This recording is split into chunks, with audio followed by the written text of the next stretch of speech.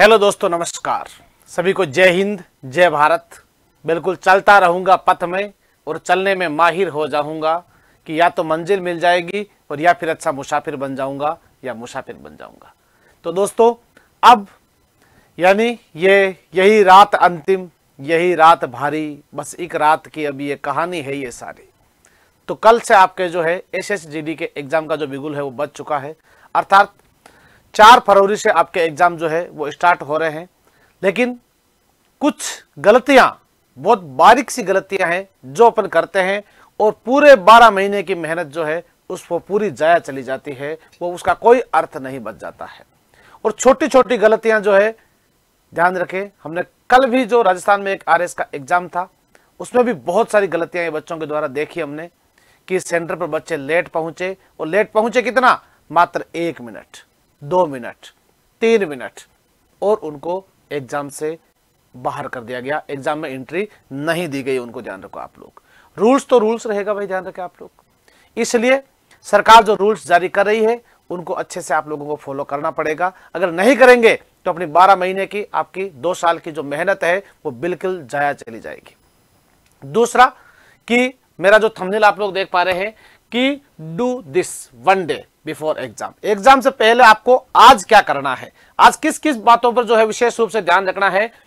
तो सबसे पहले तो आपको उत्कर्ष परिवार की तरफ से एग्जाम की अग्रिम शुभकामनाएं। आप लोग जरूर सफल होंगे, ये विश्वास रखें, दृढ़ विश्वास अपने मन में संजोए रखना है। और आपको क्या करना है और क्या नहीं करना है, 2, 4, 5 टॉपिक है जिसके ऊपर पॉइंट है, जिसके ऊपर मैं आपसे बात करूंगा। और ये पॉइंट्स आपके लिए बहुत इंपॉर्टेंट होंगे भाई, ध्यान रखें आप लोग। हाँ, आपने वो पुराने जमाने की कहावत सुनी है ना कि युद्ध जो है वो लड़ करके नहीं, योजना से जीते जाते हैं। इसलिए आपकी योजना भी आपकी तैयारी जो है वो तो अच्छी होनी चाहिए। तैयारी के साथ में आपका जो तैयारी करने का जो की है आपने, उसका जो मैनेजमेंट है वो बहुत शानदार होना बहुत जरूरी है।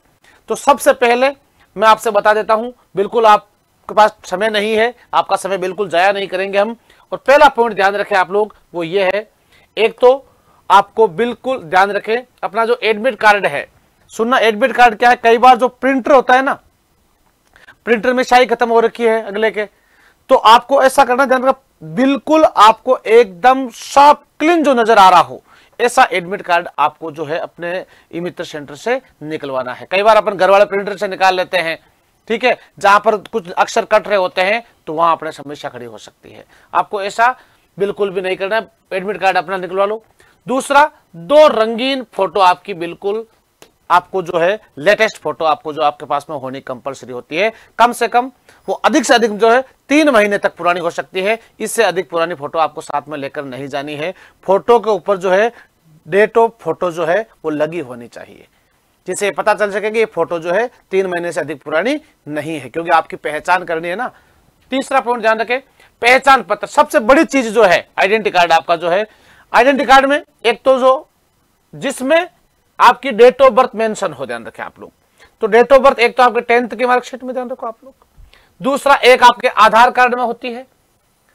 दोस्तों, यहां आपको ध्यान रखना है कि आप जब अपना एडमिट कार्ड लेके जा रहे हो, एडमिट कार्ड में जो DOB दे रखी है, आपने जो DOB भरी है, डेट ऑफ बर्थ जो भरी है, वही डेट ऑफ बर्थ आपके आधार कार्ड या जो आप अपनी मार्कशीट लेके जा रहे हो उसमें सेम होनी चाहिए। दोनों में अलग होने की स्थिति में आपको किसी भी एवज में एग्जाम में बैठने की अनुमति नहीं दी जाएगी भाई।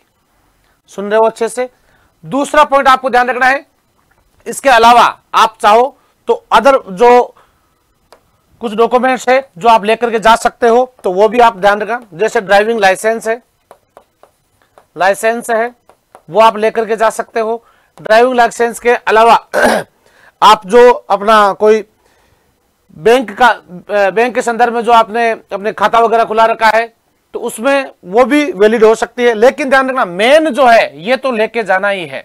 और आप तो संभवतः 2 आइडेंटिटी कार्ड साथ लेके जाओ। कितने? 2। मैं पुनः कह रहा हूं, 2 लेके जा रहे हो तो भी दोनों में जो डेट ऑफ बर्थ है वो सेम होनी जरूरी है। डेट ऑफ बर्थ चेंज होने की स्थिति में वैलिड नहीं होंगे आप। सुन लेना ये बात, मिला लेना पहले अभी से कि आधार कार्ड में डेट ऑफ बर्थ क्या है और जो मेरे प्रवेश कार्ड में क्या है। या मान लो जैसे आधार कार्ड में और आपके जो फॉर्म भरा है उसमें अलग अलग डेट ऑफ बर्थ है और 10th वाली मार्कशीट में सही है, तो आप ये 10th वाली मार्कशीट लेके जाओ। ध्यान रखो आप लोग, ये मत दिखाना, फिर ये दिखाना है आपको।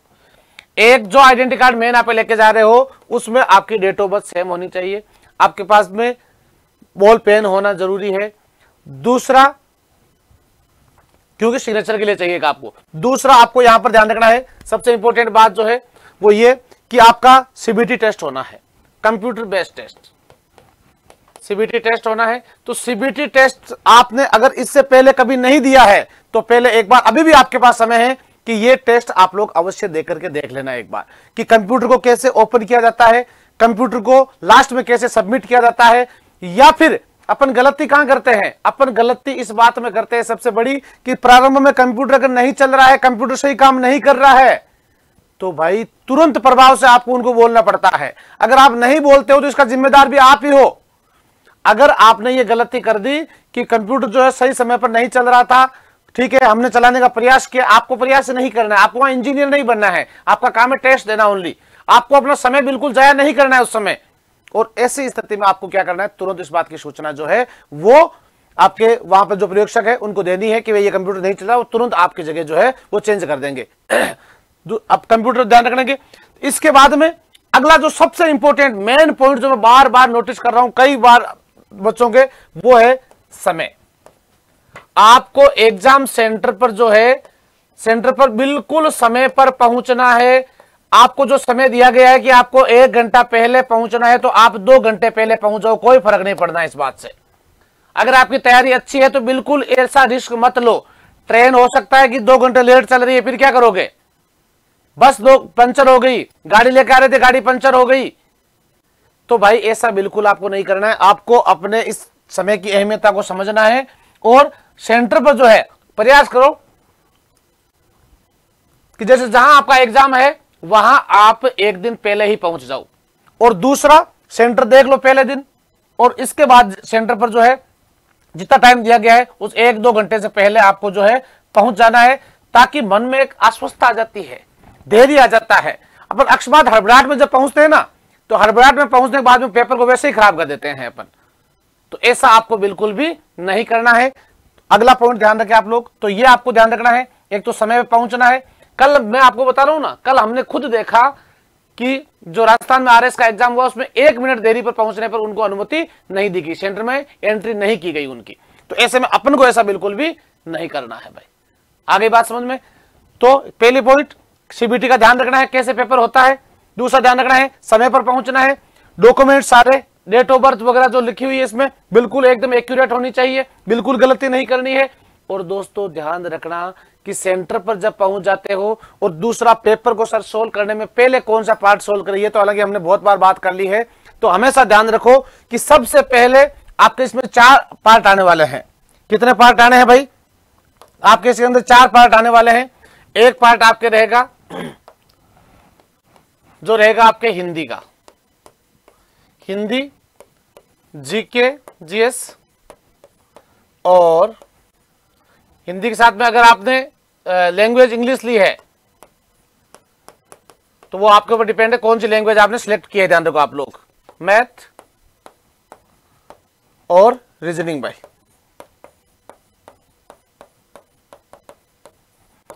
अब अपन सबसे पहला प्रश्न आता है कि सर सबसे पहले सोल्व किसको करें? तो भाई मेरा मानना जहां तक है, आपको सोल्व करना होता है सबसे पहले हिंदी या फिर जीके, दोनों में से कोई सा भी पार्ट ले लो आप। इन दोनों के पार्ट को, इसमें रीजन क्या है? इसमें जैसे आपके पास क्वेश्चन आ गया है कि भरतनाट्यम कहां का है, भरतनाट्यम कहां का है, तो आपके पास अगर तमिलनाडु सीधा आपको याद है तो याद है, बात खत्म। कम से कम समय तो खराब नहीं हुआ। कई बार अपन पहली बार में ही रीजनिंग के या मैथ के क्वेश्चन में ऐसा उलझ जाते हैं कि 10 मिनट खराब कर देते हैं अपन, और 10 मिनट खराब करने के बाद में अपन यार 10 मिनट हो गए। तो ऐसे में ध्यान रखो आप लोग, इनके चक्कर में फिर ये जो है, इनको अपन जल्दबाजी में जो अपन को बहुत अच्छे से आ रहे हैं उनको अपन गलत कर देते हैं। तो ऐसा आपको बिल्कुल भी नहीं करना है भाई।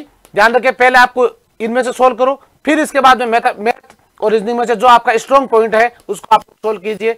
और भाई ध्यान रखो, मैं पहले कह रहा हूं कि ये खेल पूरा टाइम मैनेजमेंट का है, समय का है।